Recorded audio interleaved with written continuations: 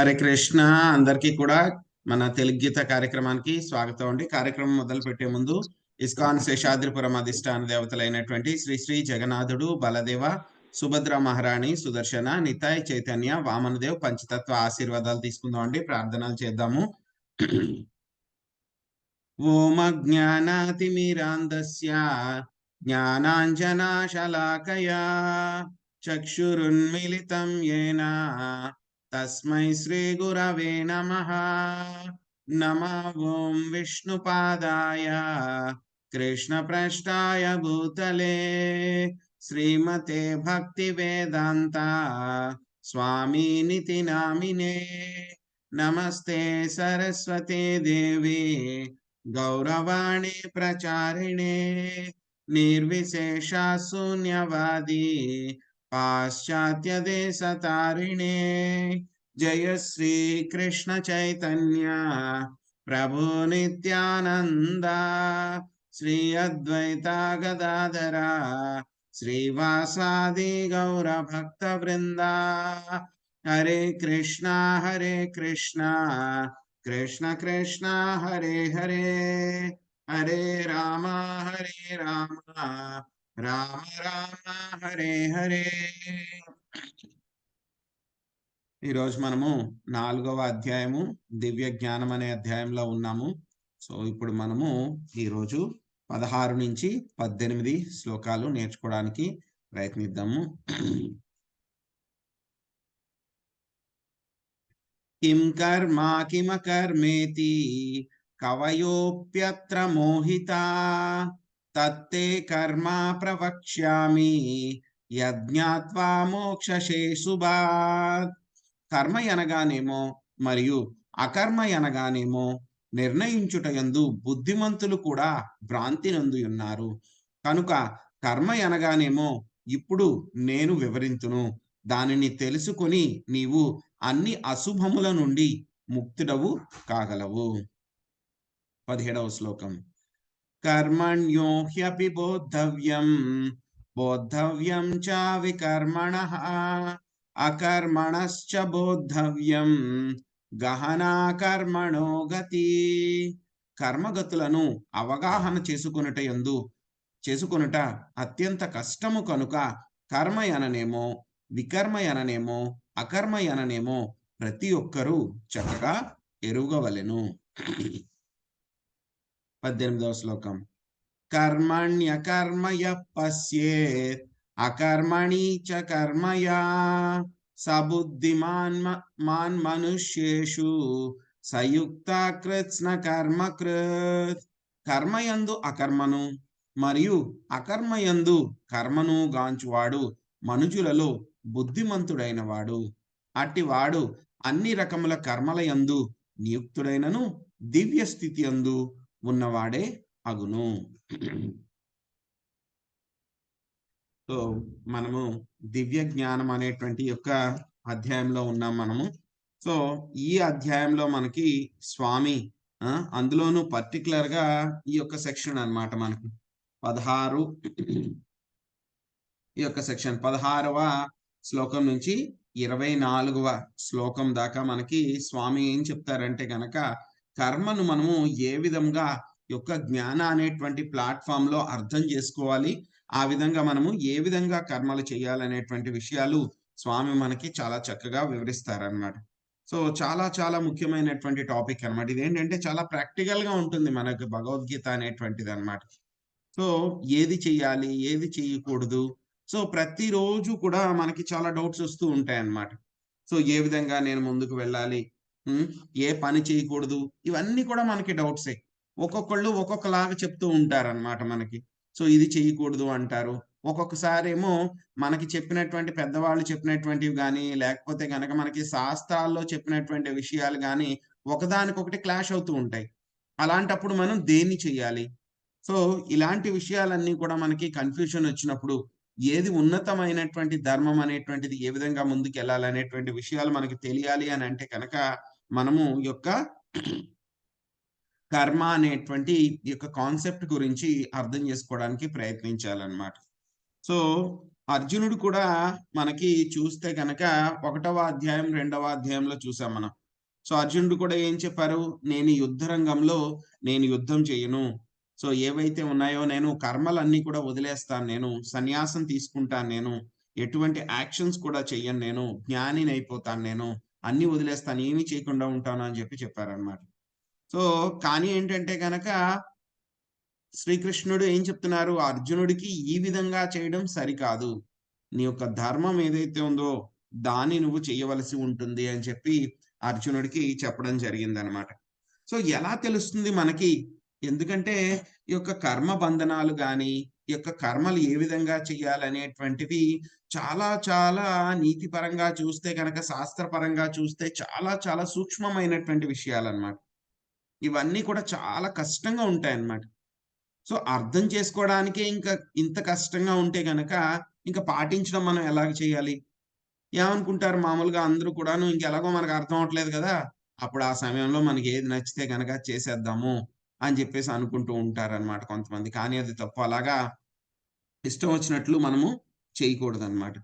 So, ఎలా అయితే గనక మనం చూస్తాం. ఏదైనా ఒక పని చేయాలంటే గనక ముందుగా మనకొచ్చే ప్రశ్నేంటి? ఎవరైనా ఇంతకు ముందు ఈ విధంగా చేశారా? ఎందుకంటే మనం ఒక్కళ్ళమే కాదు కదండీ ఫస్ట్ టైమ్ చేస్తున్నప్పుడు.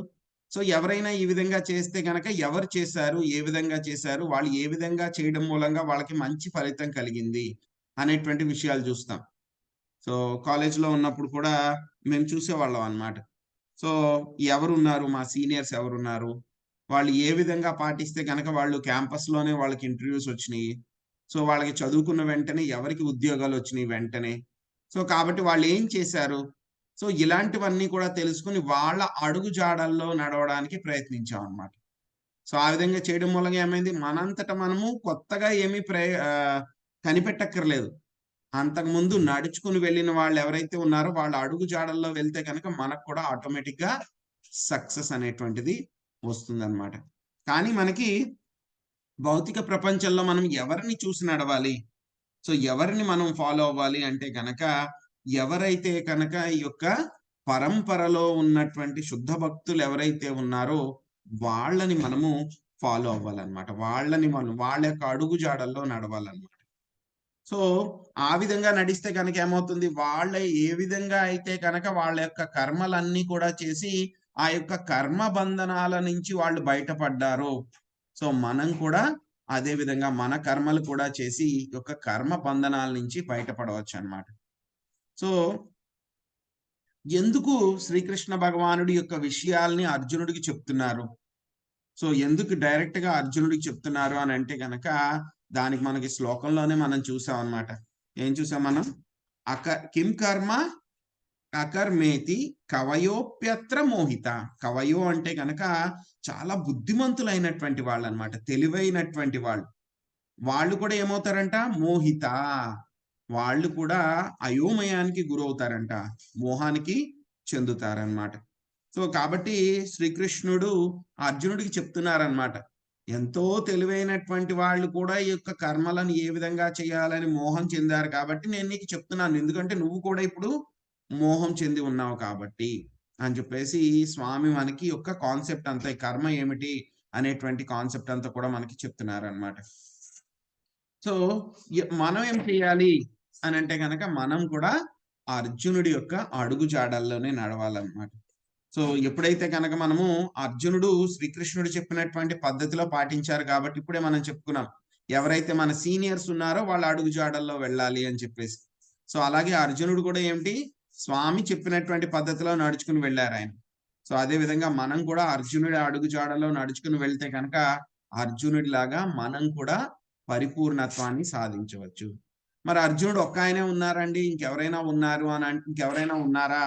అనంటే గనక మనకి శాస్త్రాల్లో చెప్పబడ్డారనమాట. మొత్తం మనకి 12 మంది మహాజనులు ఉన్నారనమాట. మహాజనులు అంటే గనక వాళ్ళందరూ కూడా గొప్ప భక్తులనమాట. సో, వాళ్ళ వాళ్ళ దగ్గర నుంచి మనం చాలా చాలా నేర్చుకోవచ్చనమాట. ఎవరి మహాజనులు అనంటే గనక బ్రహ్మదేవుడు, శివుడు, నారదుడు, మనువు, సనక సనందనాదులు, కపిలుడు, ప్రహ్లాదుడు, జనకుడు, భీష్ముడు, సుఖదేవ గోస్వామి, యమరాజు, బలి మహారాజ్ అన్నమాట. వీళ్ళందరూ కూడా ఎవరండి? 12 మహాజనులు, అంటే గ్రేట్ డివోటీస్ అన్నమాట. వాళ్ళందరి యొక్క అడుగు జాడల్లో వాళ్ళు ఏ విధంగా అయితే కనుక కర్మలు చేశారు అని తెలుసుకుంటే కనుక, వాళ్ళు ఏ విధంగా భక్తి మార్గంలో ముందుకు వెళ్ళారు, వాళ్ళు ఏ విధంగా చేస్తున్నారని చెప్పి తెలుసుకుంటే గనక, మనం కూడా వాళ్ళ అడుగు జాడల్లో వెళ్తే గనక ఆటోమేటిక్ గా మనకి కూడా ఈ యొక్క పెర్ఫెక్షన్ అనేటువంటిది వస్తుందన్నమాట. ఇప్పుడు చూస్తే కనుక మనకి ప్రహ్లాద్ మహారాజ్ ఉన్నారు. సో ఆయన ఏం చేశారు? ఎప్పుడైతే కనుక హిరణ్యకశిపుణ్ణి చంపడానికి వచ్చారు స్వామి, ఆ యొక్క స్తంభంలోంచి బయటకు వచ్చారు స్వామి. వచ్చినప్పుడు ఏం చేశారు? హిరణ్యకశిపుణ్ణి ఆ యొక్క పేగులన్నీ కూడా చీల్చి, ఆ పేగులన్నీ కూడా ఆయన మెడలో వేసుకున్నారు. ఆయన చాలా కోపంగా ఉగ్ర రూపంలో ఉన్నారు. కానీ ప్రహ్లాద్ మహారాజ్ ఏం చేశారు? అక్కడే ఉన్నారు, ఏమీ భయపడలేదు. ఇంకా ఏం చేశారు? స్వామికి హారం సమర్పించడానికి ముందుకొచ్చారు, దండ తీసుకుని వచ్చారన్నమాట వేయడానికి. సో ఎవరైనా సరే ఒక 5 సంవత్సరాల పిల్లవాడు అటువంటి భయంకరమైన సీన్ చూస్తుంటే వెంటనే ఎవరైనా భయపడతారు. ఇంకొకటి, ఎవరైనా సరే వాళ్ళ తండ్రిని చంపుతుంటే గనక, వాళ్ళు ఎవరైనా సరే చంపిన వ్యక్తికి మెడలో దండేస్తారండి? ఎవరు వేయరు. కానీ ప్రహ్లాద్ మహారాజ్ ఆ విధంగా చేశారు. ఎందుకు చేశారు ఆయన? ఆయనకి తెలుసు అన్నమాట. ఎందుకంటే వాళ్ళ నాన్నగారికి సర్జరీ జరుగుతుంది. ఏం సర్జరీ? Spiritual surgery. సో ఆ విధంగా హిరణ్యకశిపుడు నరసింహదేవి యొక్క చేతుల్లో చంపబడడం మూలంగా ఏమవుతుంది? ఆ యొక్క హిరణ్యకశిపుడికి స్వామి దగ్గరికి వెళ్ళేటువంటి మార్గం ఇంకా సులభమవుతుంది, మోక్షం వస్తుంది. ఆయన చేతిలో మరణించడం అనేటువంటిది కూడా చాలా గొప్ప విషయమే. కాబట్టి వాళ్ళ తండ్రికి స్పిరిచువల్ సర్జరీ జరుగుతుంది కాబట్టి ఆయన ఏం ప్రొటెస్ట్ చేయలేదు.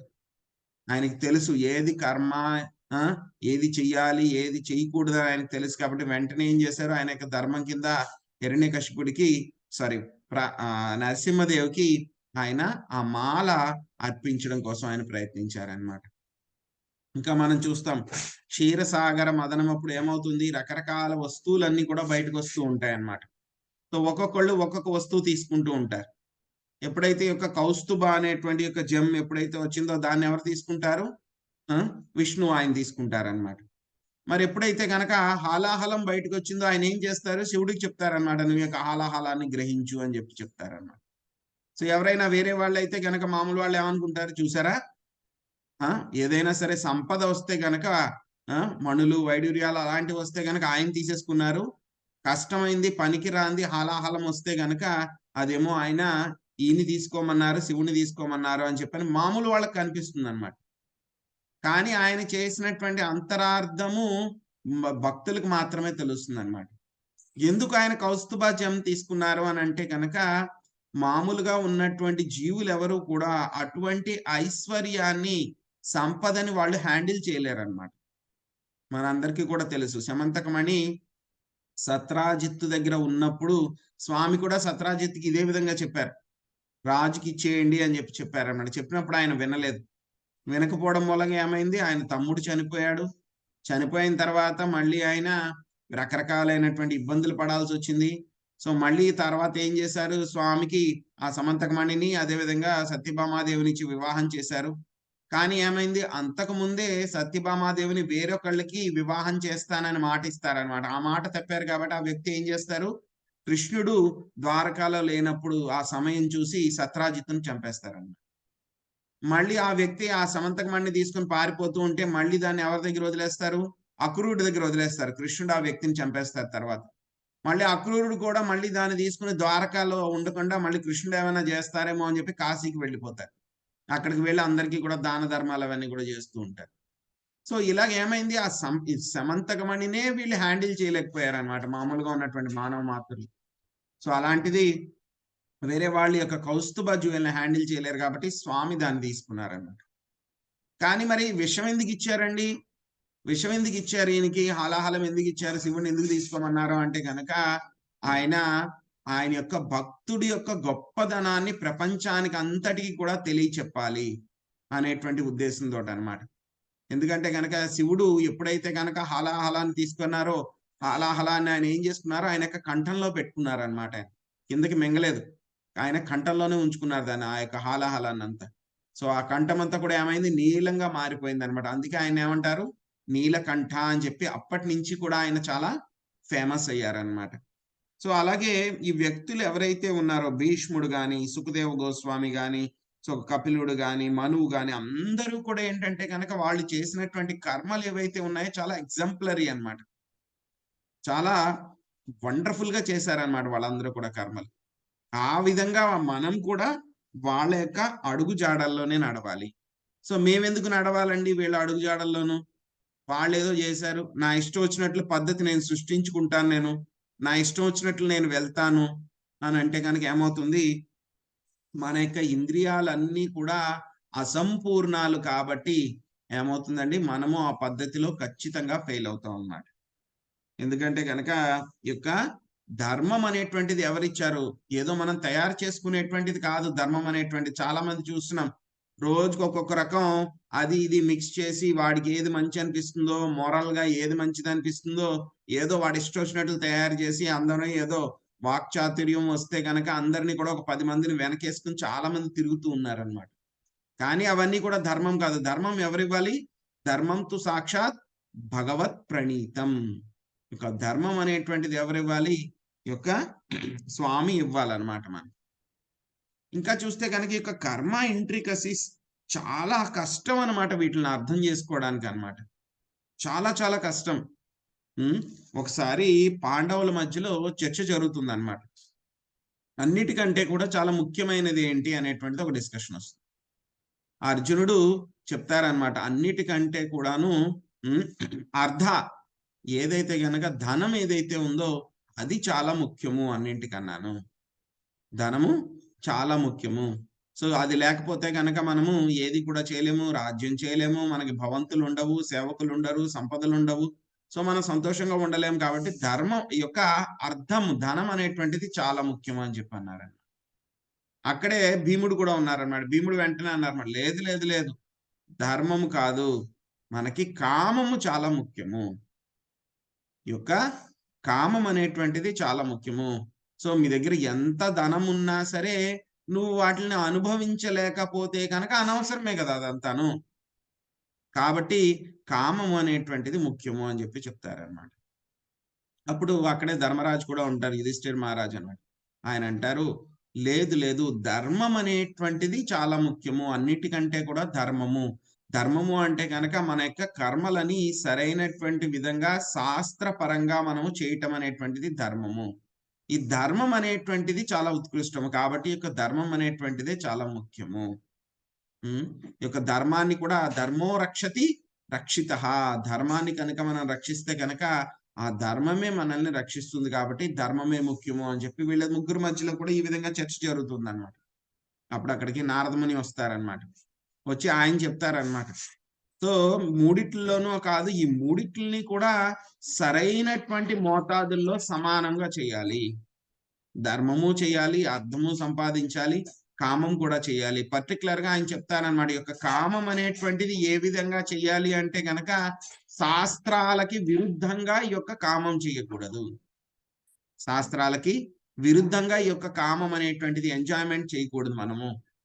ఎలా అంటే గనక నేను ఎంజాయ్ చేయాలి కదా అని చెప్పేసి వేరే జంతువులనన్నీ కూడా చంపేసి తినడము, మాంసభక్షణ చేయడము, అదే విధంగా మద్యం సేవించడము, ఆ!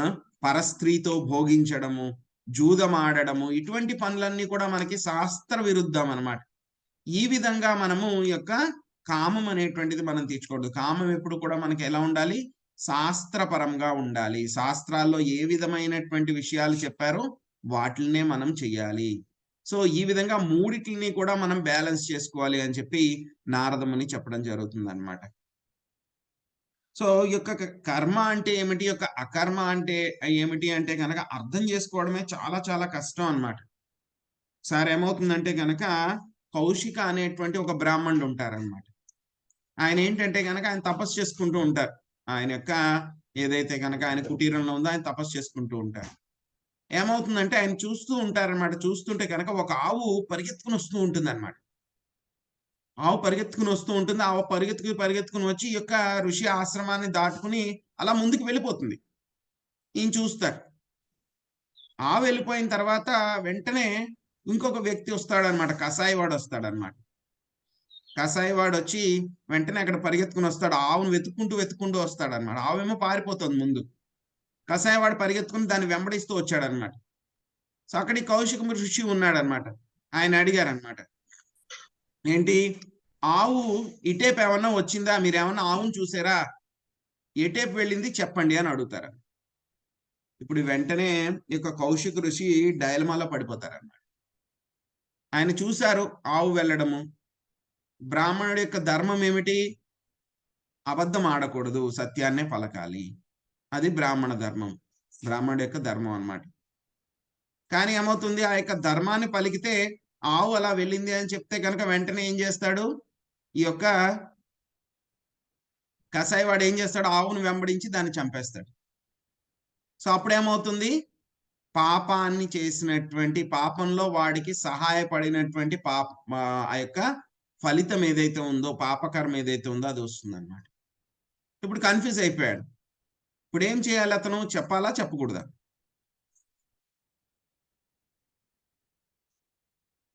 ఆయన చెప్పాలని చెప్పకూడదు, ఇప్పుడు ఆవు ఎటే వెళ్ళిందని చెప్పకూడదు ప్రభుజీ, ఎందుకంటే ఇప్పుడు కానీ మరి బ్రాహ్మణుడు మరి అబద్ధం చెప్పకూడదు కదా, నేను చూడలేదు అని చెప్పి అబద్ధం చెప్పకూడదు ఆయన.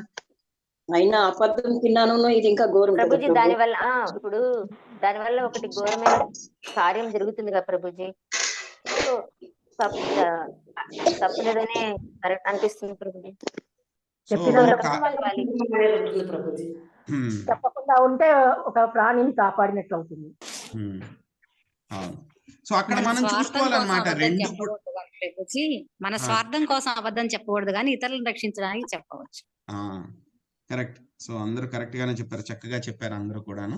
సో అక్కడ ఏంటంటే కనుక బ్రాహ్మణుడు అబద్ధం చెప్తే కనుక పాపం వస్తుంది, కానీ ఏమవుతుంది, ఆ యొక్క అబద్ధాన్ని వేరే జీవిని రక్షించడానికి, అందులోనూ ఆవుని రక్షించడానికి ఆయన చెప్తున్నారు కాబట్టి అందులో ఎటువంటి తప్పిదమ్ము కూడా లేదు.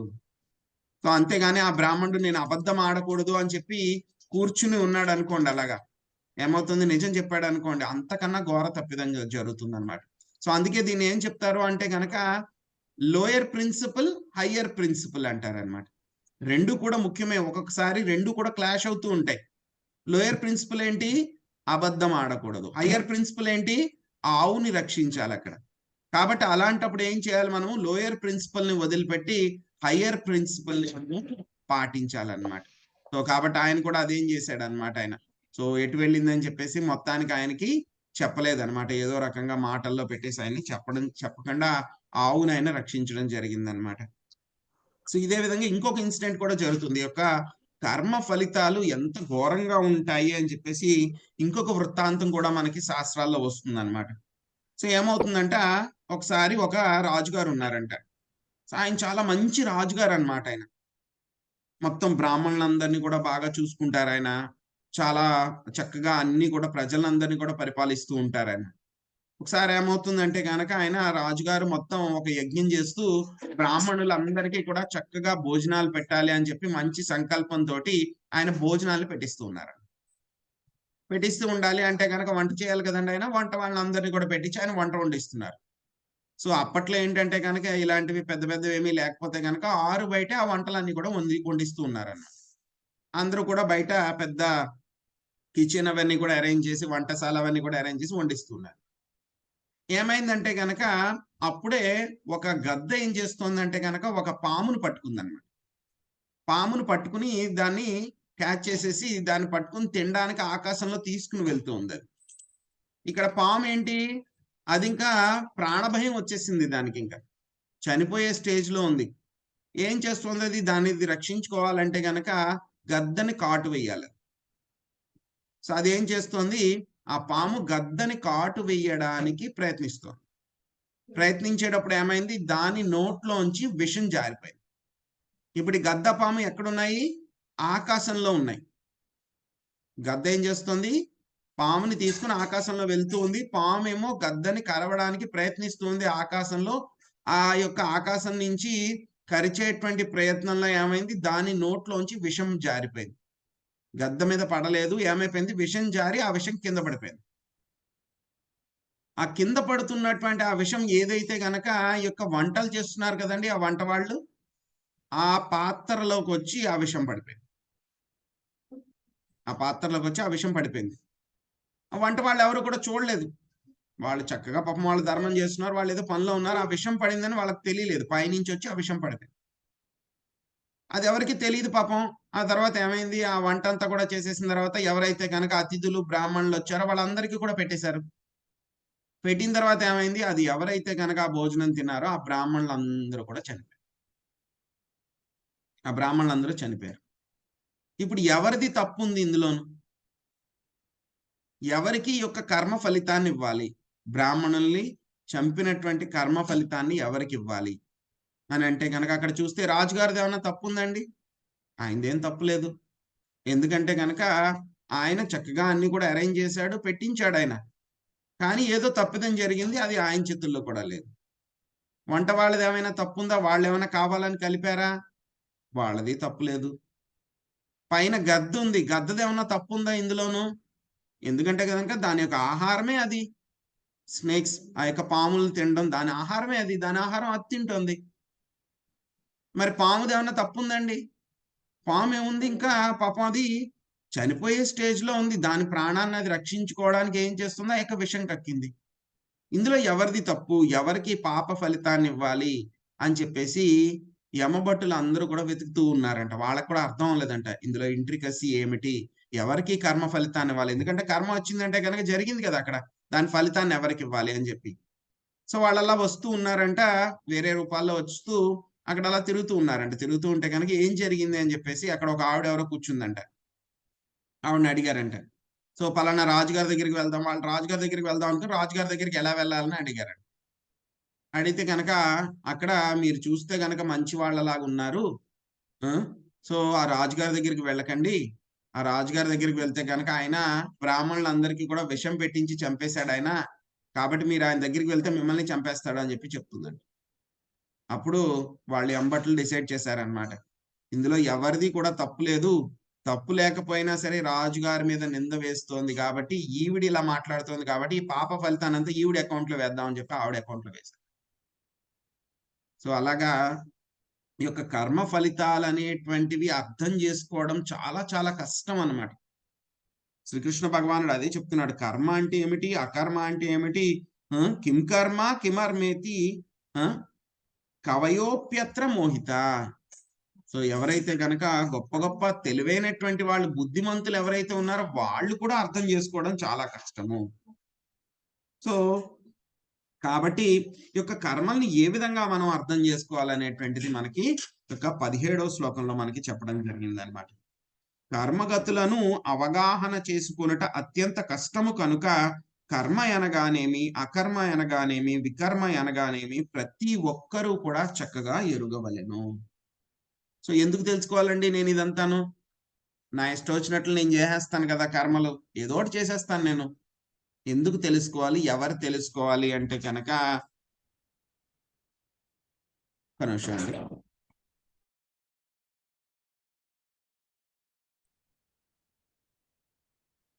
సో ఎందుకు మనము తెలుసుకోవాలి ఈ యొక్క విషయాన్ని అంటే కనుక, ఎవరైతే కనుక ఈ యొక్క భౌతిక బంధాల నుంచి, భవబంధాల నుంచి విముక్తులు అవ్వాలి అని ఎవరైతే కనుక అనుకుంటారో వాళ్ళు ఈ యొక్క కర్మ అంటే ఏమిటి, వికర్మ అంటే ఏమిటి, అకర్మ అంటే ఏమిటి అనేటువంటివి చక్కగా అర్థం చేసుకోవాలి. చేసుకున్నటువంటి విషయాల్ని అర్థం చేసుకున్న తర్వాత చక్కగా వాళ్ళు దాన్ని పరిశీలన చేసి వాళ్ళు ఆ యొక్క కర్మలు అనేటువంటివి చేయాలి. కర్మలు అనేటువంటివి చేయాలన్నమాట. సో సో ఎలాగ మనం ఈ యొక్క సబ్జెక్ట్ ని మనం నేర్చుకుంటాము అని అంటే కనుక, ఎవరైతే కనుక శుద్ధ భక్తులు ఉంటారో వాళ్ళ దగ్గర నుంచి, గురు పరంపరలో ఎవరైతే కనుక గురువులు ఉంటారో వాళ్ళ దగ్గర నుంచి మనం ఈ యొక్క విషయాల్ని అర్థం చేసుకోవాలన్నమాట. ఈ కర్మ అనేటువంటిది ఏమిటి అని అంటే కనుక మనకి 3 రకాలైనటువంటి విషయాలు, మనం చేసేటువంటి ఏ పనులైనా సరే 3 రకాలైనటువంటి విషయాలు ఉంటాయి. కర్మ, అకర్మ, వికర్మ అనేటువంటివి అన్నమాట. సో మొదటివి 2 అన్నమాట. కర్మ, వికర్మ అనేటువంటివి 2 కూడాను మనం ఎవరి కోసం చేసుకుంటాము? మన కోసం మనం చేసుకుంటాము. అటాచ్మెంట్ తోటి అనమాట. ఏదో ఇది చేస్తే కనుక నాకు ఏదో వస్తుంది అనేటువంటి అటాచ్మెంట్ తో చేస్తాం. మరి రెండింటికి మధ్యలో తేడా ఏమిటి? కర్మ అనేటువంటిది శాస్త్రాలకి అనుగుణంగా మనం చేస్తాము. వికర్మ అంటే ఏమిటి? శాస్త్ర విరుద్ధంగా మనం చేస్తాము. ఎలా అంటే కనుక సో మనము కర్మ చేయడం అంటే కనుక మనం ఆహారం తీసుకోవడం. ఆహారం తీసుకోవడము అని అంటే కనుక మనం ఏం చేస్తాం? ఏవైనా సరే ఆహారాలు తీసుకోవచ్చు. సో ఆహారం తీసుకోవడం అనేటువంటిది మన కోసం మనం తీసుకుంటాం. సో కాబట్టి ఇది కర్మ అయినా అవ్వచ్చు, వికర్మ అయినా అవ్వచ్చు. సో మరి రెండింటిలోనూ తేడా ఏమిటి అని అంటే కనుక ఏవైతే కనుక మనకి మానవులకి ఏం చెప్పారు? శాకాహారం మాత్రమే తీసుకోవాలి అని చెప్పారనమాట. కాబట్టి అది ఏమవుతుంది? కర్మ కింద వస్తుంది. అంటే శాస్త్రాల్లో చెప్పిన విధంగా శాస్త్రాలకి అనుసరించి జరుగుతూ ఉంది కాబట్టి అది కర్మ. ఎవరైతే కనుక యొక్క మద్యం గాని లేకపోతే కనుక మాంసాహారం గాని ఇవన్నీ కూడా తీసుకుంటారో అవి శాస్త్రాలకి అనుగుణంగా లేవు కాబట్టి అవి ఏమవుతాయి? వికర్మ అవుతాయి. శాస్త్రాలకి అనుగుణంగా చేస్తే కనుక కర్మ, శాస్త్ర విరుద్ధంగా చేస్తే కనుక వికర్మ. మరేమవుతుంది? వీటి ఫలితాలు ఏమొస్తాయి? శాస్త్రాలకి అనుగుణంగా చేస్తే కనుక మనకి పుణ్యకర్మలు వస్తాయి. శాస్త్రాలకి విరుద్ధంగా చేస్తే కనుక మనకి పాప కర్మలు వస్తాయి. వాటిని మనము అనుభవించాల్సి ఉంటుంది.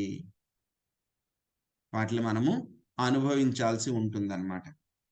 సో మరి ఏమిటండి? పాపము వస్తోంది, పుణ్యము వస్తోంది. మరి రెండింటి నుంచి కూడా నేను బయటపడాలి అని అంటే కనుక దానికి కూడా ఏమైనా మార్గం ఉందా అంటే కనుక ఉంది. మూడవ పద్ధతి. ఏంటా పద్ధతి? అకర్మ. అంటే కనుక కర్మలు చేస్తూ ఉంటాము కానీ ఫలితాలు ఏమీ రావు. బాగుంది కదండి ఇదేదో. మొదటి దాంట్లో కర్మలు చేస్తున్నాం, శాస్త్రాల పరంగా పుణ్యం వస్తోంది. వికర్మ చేస్తే కనుక శాస్త్రాలకి విరుద్ధంగా చేస్తున్నాం, పాపం వస్తోంది. ఓకే, పాపం వద్దు మాకు, మేము కనీసం పుణ్యమైనా చేస్తామని చెప్పి అందరూ కర్మలే చేస్తున్నారు. కానీ దానివల్ల కూడా ఏమన్నా లాభం ఉందా? ఏమీ లాభం లేదు. ఏం చేస్తుంది? ఎప్పుడు దాకా అయితే కనుక మన యొక్క కర్మ అకౌంట్ 0 అవ్వదు అప్పటిదాకా కూడా మనం ఈ భౌతిక ప్రపంచంలోనే ఉండాలి. కర్మలు చేస్తూ ఉంటే కనుక ఏమవుతుంది? మన పాజిటివ్ అకౌంట్ పుణ్యం పెరుగుతోంది కానీ మనకి లాభం ఏమీ లేదు. ఆ పుణ్యం ఏం చేస్తోంది? మనని అది కూడా ఈ భౌతిక ప్రపంచంలో మనని కట్టిపాడేస్తూ ఉందన్నమాట. కాబట్టి మనం ఏం చేయాలి? ఈ యొక్క పాపాన్ని చేయకుండా ఉండాలి, పుణ్యాన్ని చేస్తూ ఉండాలి. సో మనం ఏం చేయాలి? ఏ విధంగా కర్మలు చేయాలి అంటే కనుక పాపం పుణ్యము రెండు కూడా లేనటువంటి పనులు చేయాలన్నమాట. ధ్రువ మహారాజ్ కూడా ఇదే విధంగా చేశారనమాట. ఆయన కూడా సో ఈ యొక్క భక్తిలో ఉండడం మూలంగా ఆయన చేసినటువంటి అన్ని పనులు కూడా ఆయన అకర్మ. మరి ఎలా ఉంటుందండి కర్మ యాక్టివిటీస్, అకర్మ యాక్టివిటీస్, వికర్మ యాక్టివిటీస్ ఎలా ఉంటాయి? దీన్ని ఎలాగ మనం అర్థం చేసుకోవాలండి అని అంటే కనుక ఒక వ్యక్తి ఉన్నాడు అనుకోండి. ఏమవుతుంది? ఆ వ్యక్తి ఆఫీస్కి వెళ్తున్నాడు. ఆఫీస్లో ఏదైతే కనుక వాళ్ళ యొక్క అధికారులు ఎవరైతే ఉంటారో వాళ్ళు చెప్పిన విధంగా చక్కగా పనిచేస్తున్నాడు. ఆ యొక్క ఏదైతే కనుక కంపెనీ ఏదైతే ఉందో దాని యొక్క అభివృద్ధి కోసం శాయశక్తిలా ప్రయత్నిస్తున్నాడు. చివరికి ఏమవుతుంది? అతనికి మంచి ఉద్యోగం, మంచి జీతము, ప్రమోషను అవన్నీ కూడా ఇస్తారన్నమాట. ఇది కర్మ కింద వస్తుంది. ఇంకో వ్యక్తి ఉన్నాడు. ఆయన కూడా రోజు ఆఫీస్కి వెళ్తున్నాడు కానీ ఏం చేస్తున్నాడు? రకరకాలైనటువంటి చేయకూడనటువంటి పనులన్నీ కూడా చేస్తున్నాడు. ఆ కంపెనీ అభివృద్ధి చేయడం కాకుండా ఆ కంపెనీ సీక్రెట్స్ వేరే వాళ్ళకి ఇచ్చేయడము, ఆ కంపెనీకి నష్టాలు వచ్చేలాగా చేయడము, సరిగ్గా పని చేయకపోవడము, ఆఫీస్ సమయాల్లో అందరితో గొడవలు పెట్టుకోవడం, ఇలాంటివన్నీ కూడా చేస్తుంటే కనుక ఏమవుతుంది? వికర్మ. ఏం చేస్తున్నారు? కొన్నాళ్ళకి అతను ఆఫీస్ నుంచి తీసేస్తారు. కానీ మూడో వ్యక్తి ఉన్నాడు అనమాట. అకర్మ ఎలా చేస్తారు మూడో వ్యక్తి అంటే కనుక మూడో వ్యక్తి కూడా అకర్మ చేసేటువంటి వ్యక్తి కూడా ఈయన కూడా ఆఫీస్కి వెళ్తాడు. చక్కగా పనులన్నీ కూడా చేస్తాడు. కంపెనీ అభివృద్ధి కోసం సాయం చేస్తాడు. సో అన్నీ చేస్తాడు. కానీ ఏమవుతుంది? అతను అన్ని కూడా కృష్ణుడి కోసం చేస్తాడు, కృష్ణుడి యొక్క సంతోషం కోసం చేస్తాడు. కాబట్టి అతనికి టెన్షన్ ఉండదన్నమాట, నాకు ప్రమోషన్ వస్తుందా లేదా అనే టెన్షన్ ఉండదు. తన బాధ్యత ఏదైతే ఉందో ఆ బాధ్యతని కృష్ణుడి యొక్క సంతోషం కోసం ఆయన చేస్తూ ఉంటారన్నమాట. కృష్ణుడి యొక్క సంతోషం కోసం చేస్తూ ఉంటారు. సో మనకి కృష్ణలీలలో కూడా ఇదే విధంగా ఒక పాస్ టైం వస్తుందన్నమాట. ఎప్పుడైతే కనుక ఒకసారి కృష్ణ బలరాము వాళ్ళిద్దరూ కూడా గోపబాలులతో కూడా వెళ్తూ ఉన్నప్పుడు గోపబాలురు చెప్తారనమాట, మాకు ఆకలేస్తుంది కృష్ణ ఏమైనా ఇప్పించు అంటారనమాట. అప్పుడు కృష్ణుడు చెప్తారనమాట, ఇక్కడ దగ్గరలోనే కొంతమంది బ్రాహ్మణులు యజ్ఞం చేస్తున్నారు, అక్కడికి వెళ్ళి ఇక్కడికి బలరాముడు వచ్చారు. ఎందుకంటే కృష్ణుడు అంటే కనుక వైశ్యుడు, బలరాముడు అంటే కనుక క్షత్రియుడు కాబట్టి వసుదేవుని యొక్క కుమారుడు కాబట్టి బలరాముడు ఆయనతో పాటు కృష్ణుడు వచ్చారు, మేమందరం కూడా వచ్చాము, మాకైనా ఏవైనా సరే ఆహార పదార్థాలు ఇవ్వండి తినడానికి, మాకు చాలా ఆకలిగా ఉంది అంటారన్నమాట. ఈ యొక్క గోపబాలురు అక్కడికి వెళ్ళి అడిగితే కనుక బ్రాహ్మణులు వాళ్ళని పట్టించుకోరన్నమాట. కొంచెం సేపు వాళ్ళందరికీ కూడా చెప్తారు మాకు ఇవ్వడం మంచిది ఇలాగా అది ఇది అని చెప్పినా సరే వాళ్ళు పట్టించుకోరు, వాళ్ళ పనుల్లో వాళ్ళు ఉంటారన్నమాట. ఆ తర్వాత మళ్ళీ కృష్ణుడి దగ్గరికి వస్తారు, వాళ్ళు ఏమి ఇవ్వలేదు కృష్ణ అని చెప్తారు. అప్పుడు కృష్ణుడు ఏం చెప్తారు, ఈసారి ఆ యొక్క ద్విజ పత్నులు బ్రాహ్మణ పత్నులు ఎవరైతే ఉన్నారో వాళ్ళ దగ్గరికి వెళ్ళండి, వెళ్ళి అడగండి అని చెప్తారు. చెప్పిన వెంటనే ఏం చేస్తారు వాళ్ళు ద్విజ పత్నులు, ఇంకా వాళ్ళు చెప్పడం కూడా పూర్తి అవ్వలేదన్నమాట. కృష్ణుడు బలరాముడు వచ్చారు మాకేమైనా ఇవ్వమన్నారు అంటే కనుక వాళ్ళు ఇంకా చెప్పడం కూడా పూర్తి అవ్వాలి. చెప్పకుండానే వాళ్ళు ఆ యజ్ఞం కోసం రకరకాలైనటువంటి భోగా అంతా రెడీ చేసినవన్నీ కూడా పట్టుకుని బుట్టలో పెట్టుకుని వెంటనే బయలుదేరిపారు. ఎక్కడున్నారు కృష్ణుడు బలరాముడు ఎక్కడున్నారు, మేమే ఇస్తాం పదండి పదండి అని చెప్పి వెళ్ళిపోయారు. వాళ్ళ భర్తలు ఆపినా సరే వాళ్ళు ఆగలేదన్నమాట. వెళ్ళారు, కృష్ణుడికి చక్కగా అవన్నీ కూడా సమర్పించారు, కృష్ణుడిని కల్లారా చూసుకున్నారు. కృష్ణుడు వాళ్ళ పట్ల చాలా సంతోషపడ్డారు. కృష్ణుడితో వాళ్ళు చెప్తారనమాట, సో మమ్మల్ని కూడా మీతో పాటు తీసుకుని వెళ్ళిపోండి కృష్ణ అంటారనమాట. లేదు కృష్ణుడు చెప్తారు, లేదు నాతో పాటు రావద్దు, మీరు మీ ఇంటికి వెళ్ళిపోండి, మీ భర్తల దగ్గరికి వెళ్ళిపోండి అని చెప్తారు. అప్పుడు వాళ్ళు అంటారు, మేము భర్తల్ని కాదని చెప్పి మేము వచ్చేసాం కాబట్టి వాళ్ళు మమ్మల్ని మళ్ళీ ఇంట్లోకి తీసుకోరని చెప్తారు. లేదు కృష్ణుడు చెప్తారు, లేదు ఏం లేదు వాళ్ళు తీసుకుంటారు, మిమ్మల్ని చాలా గౌరవం ఇస్తారు, వెళ్ళండి అని చెప్తారు. అప్పుడు కృష్ణుడు మాట మీద మళ్ళీ వాళ్ళు వెనక్కి వెళ్తారు. వెళ్తే అప్పుడు బ్రాహ్మణులు ఎవరైతే ఉన్నారో వాళ్ళందరికీ కూడా వాళ్ళ యొక్క తప్పు రియలైజ్ అవుతుంది అనమాట. అయ్యో మేము ఈ యజ్ఞాలు యాగాలన్నీ ఎవరి కోసం చేస్తున్నాము, ఆ భగవంతుడి యొక్క సంతృప్తి కోసం, దేవాది దేవుడి యొక్క సంతృప్తి కోసం చేస్తున్నాము. ఆయనే డైరెక్ట్ గా వచ్చారు, మేము యజ్ఞం ద్వారా ఇస్తుంటే ఏముంది, దేవతల ద్వారా అగ్ని ద్వారా ఆయనకి సమర్పిస్తూ ఉన్నాం. కానీ ఇక్కడ ఏం జరిగింది, ఆయనే డైరెక్ట్ గా వచ్చి మమ్మల్ని అడిగారు, గోపబాలుల ద్వారా అడిగించారు. అయినా సరే మేము ఆయనకి ఇవ్వలేదు.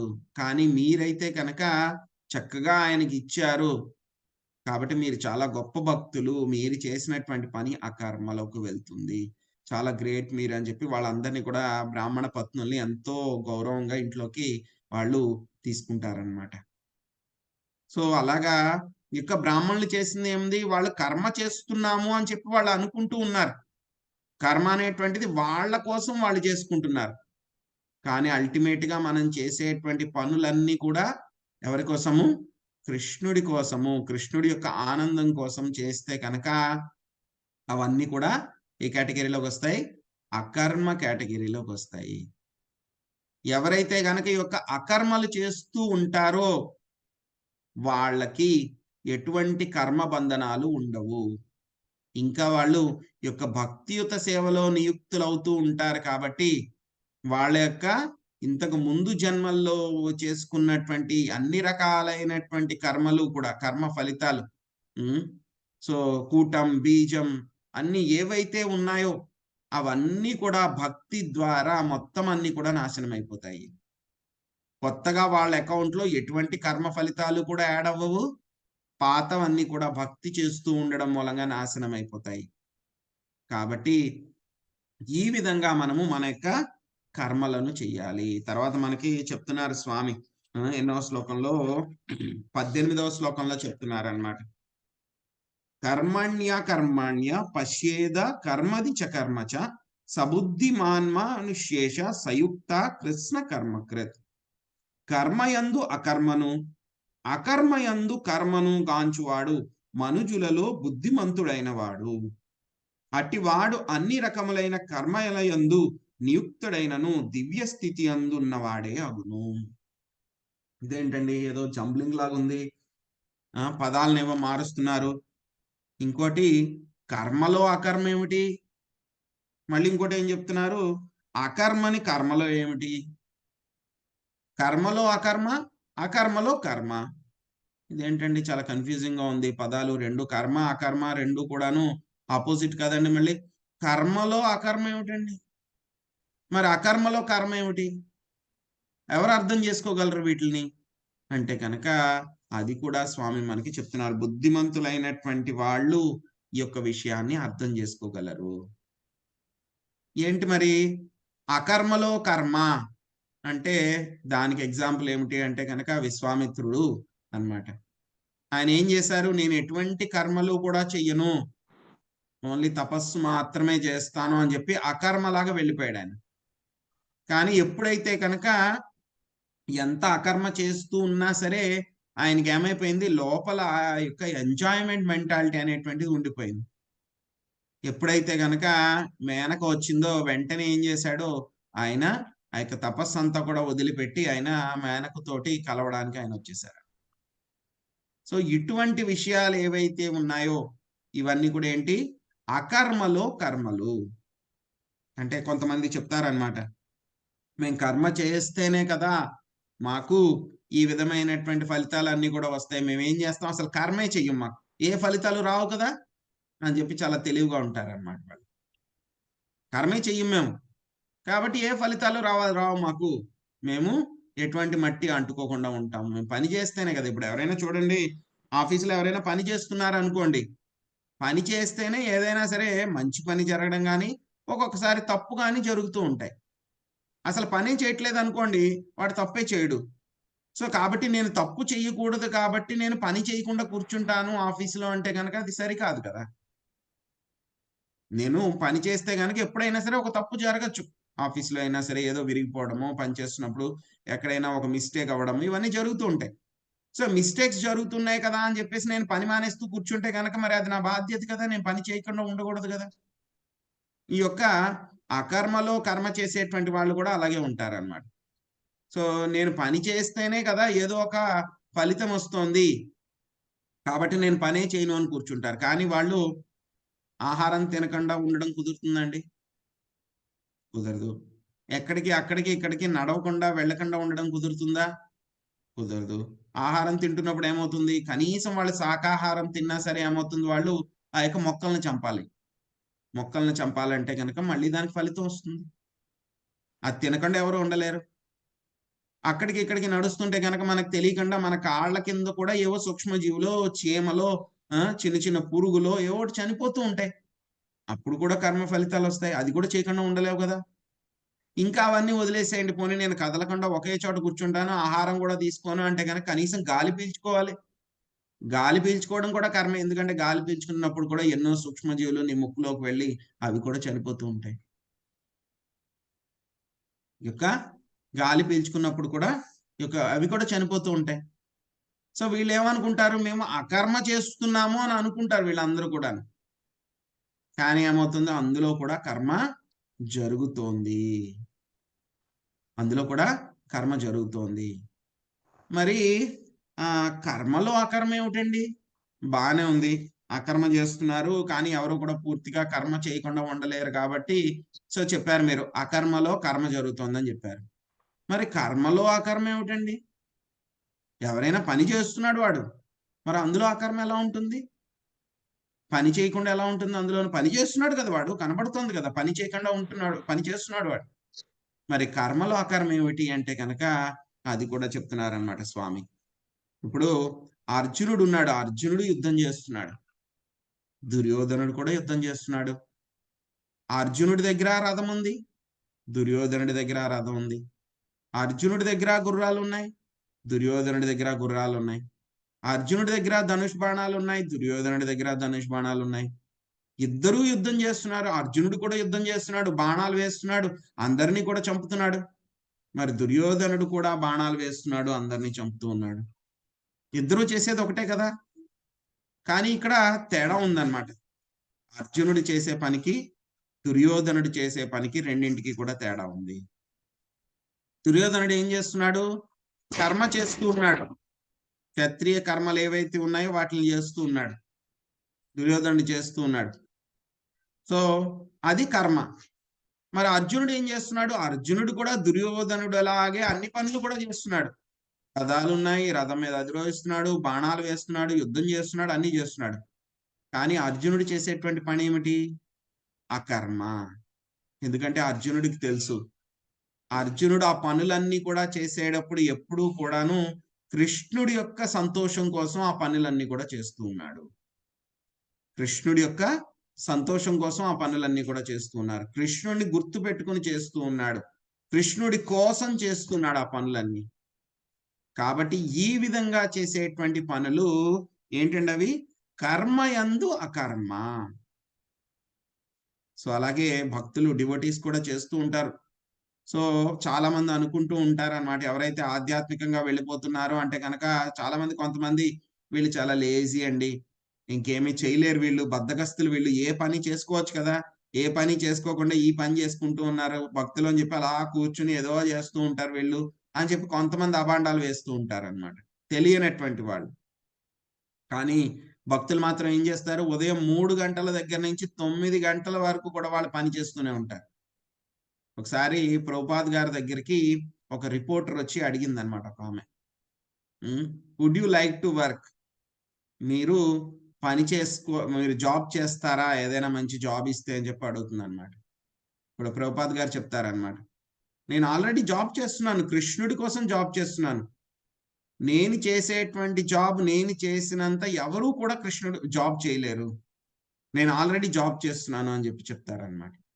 అలాగే భక్తులు కూడా ఏం చేస్తూ ఉంటారు? పొద్దున్న 3 గంటల దగ్గర నుంచి వాళ్ళ దినచర్య మొదలవుతుంది. 9 గంటల దాకా కూడా వాళ్ళు యాక్టివ్గానే ఉంటారు, అన్ని పనులు కూడా చేస్తూ ఉంటారు. ఏం చేస్తూ ఉంటారు? పొద్దున్నే మంగళారతి అటెండ్ అవుతారు, తర్వాత రకరకాలైనటువంటి సర్వీసెస్ లో ఎంగేజ్ అవుతారు, కృష్ణుడి కోసం వంట చేయడము, కృష్ణుడిని అలంకరించడము, కృష్ణుడి యొక్క మందిరాలు ఏవైతే ఉన్నాయో వాటిని క్లీన్ చేయటము, అదేవిధంగా బుక్స్ ని డిస్ట్రిబ్యూట్ చేయడము, కృష్ణుడి కోసం డొనేషన్స్ కలెక్ట్ చేయడము, అదే గృహస్థులు అయితే కనుక ఆఫీస్ కి వెళ్ళడము, అన్ని పనులు కూడా చేసుకోవడము, కృష్ణుడిని గుర్తు పెట్టుకోవడము, అలాగ వాళ్ళు కూడా మిగతా కర్మీస్ లాగానే వాళ్ళు కూడా పనులు చేస్తూ ఉంటారు. బయట చూసే వాళ్ళకి రెండు కూడా ఒకే రకంగా ఉన్నాయి అని అనిపిస్తూ ఉంటుంది, కానీ వాళ్ళిద్దరికి మధ్యలో కూడా చాలా తేడా ఉంది. కర్మీస్ ఏం చేస్తుంటారు? వాళ్ళు కర్మలు చేస్తూ ఉన్నారు. కానీ భక్తులు మాత్రం ఏం చేస్తున్నారు? వాళ్ళు అకర్మలు చేస్తూ ఉన్నారు. సో ఈ విధంగా అన్ని రకాలైనటువంటి కర్మల యందును నియుక్తుడైనను, ఎవరైతే కనుక ఈ యొక్క కర్మలో అకర్మని, అకర్మలో కర్మని తెలుసుకున్నటువంటి బుద్ధిమంతుడైనటువంటి వాడు అన్ని రకాలైనటువంటి పనులు చేస్తూ ఉన్నా సరే వాడు ఎప్పుడు కూడా దివ్యమైనటువంటి స్థితిలోనే ఉంటాడు. సో ఆ విధంగా ఈ యొక్క కర్మ బంధనాల నుంచి విముక్తుడవుతాడు అని చెప్పి స్వామి మనకి చెప్తున్నారనమాట. సో ఇదండి ఈరోజు మనం నేర్చుకున్నటువంటి విషయం. ఇంకా దీని గురించి మనకి కంటిన్యూషన్ అవుతుంది అనమాట. Action in inaction, inaction in action, దీని గురించి కూడా ఇంకా మనకి ఫర్దర్ గా అంతా కూడా మనము తెలుసుకుంటాం వచ్చే శ్లోకాల్లో. హరే కృష్ణ. హరే కృష్ణ ప్రభుజీ. హరే కృష్ణ. ప్రభుజీ, కర్మ వికర్మ అకర్మ అసలు ఎంత అద్భుతంగా బాగా విడమర్చి చెప్పారు ప్రభుజీ. మేమందరం కూడా మేము చేసే కర్మలన్నీ కూడా అకర్మలుగా చేసేటువంటి ప్రయత్నం చేయాలని ఆ భగవంతుని కోరుకుంటున్నాం ప్రభుజీ. ఆయన యొక్క సపోర్ట్ ఉంటే ఖచ్చితంగా. ప్రభుజీ భలే చాలా ఎగ్జాంపుల్స్ బాగున్నాయి ప్రభుజీ. అర్జునుడు నిజంగా తను చేసే కర్మని అకర్మగా భగవంతుడి ప్రీత్యర్థంగా చేశాడు. సో ఆయనకి పుణ్యం గాని పాపం గాని అంటలేదు. ఇంకా మీరు అన్నట్టుగా ఆ గోపికల యొక్క భర్తలంతా కూడా చేస్తున్నారు కానీ అది వాళ్ళు ఇంకా ఇండైరెక్ట్ గా చేస్తున్నారు కానీ అర్థం చేసుకోలేపారు. కానీ ఆయన వాళ్ళ భార్యను మాత్రం చక్కగా అర్థం చేసుకుని భగవంతుడికి పంపించారు. అసలు భలే ఎగ్జాంపుల్స్ చాలా బాగున్నాయి ప్రభుజీ. విశ్వామిత్రుడేమో తన అకర్మ చేస్తున్నాను అనుకున్నాడు కానీ కర్మలు చేస్తున్నాడు. అసలు ఎంత క్లియర్ గా ఉందంటే ప్రభుజీ, అసలు ఎటువంటి డౌట్ లేకుండా కర్మ వికర్మ అకర్మ అంటే ఎటువంటి కన్ఫ్యూజన్ లేకుండా మంచి మంచి ఎగ్జాంపుల్స్ తో మాకు అర్థమయ్యేలా చెప్పారు ప్రభుజీ. ధన్యవాదాలు ప్రభుజీ. హరే కృష్ణ. హరే కృష్ణ. హరే కృష్ణ. हरे कृष्ण प्रभु जी। हरे कृष्ण प्रभु जी, माता जी हरे दंडवत कृष्ण प्रणाम। प्रभु जी, दंडवत हरे प्रणाम। कृष्ण प्रभु जी। हरे कृष्ण, हरे कृष्ण, कृष्ण हरे प्रभु कृष्ण, जी దండం. प्रभु जी हरे कृष्ण, हरे कृष्ण। हरे कृष्ण प्रभु जी, కర్మ दंडवत प्रणाम। చేయవలసిందే ఆ కర్మ హరే ఎలా కృష్ణ ప్రభు. చేయాలో ప్రాక్టికల్ గా ఇప్పుడు అర్థమైంది ప్రభు. हरे कृष्ण, हरे कृष्ण, హరే కృష్ణ ప్రభు జీ దండవత్ ప్రణామం. हरे कृष्ण। हरे कृष्ण वाञ्छा प्रभु जी। कल्पतरुभ्यश्च कृपा सिन्धुभ्यैव च पतितानां पावनेभ्यो वैष्णवेभ्यो नमो नमः। अनंतकोटि वैष्णव वृंद की, लील प्रभुपाद की, निताय गौर प्रेमानंदे। हरे హరే హరి బోల్. हरे कृष्ण।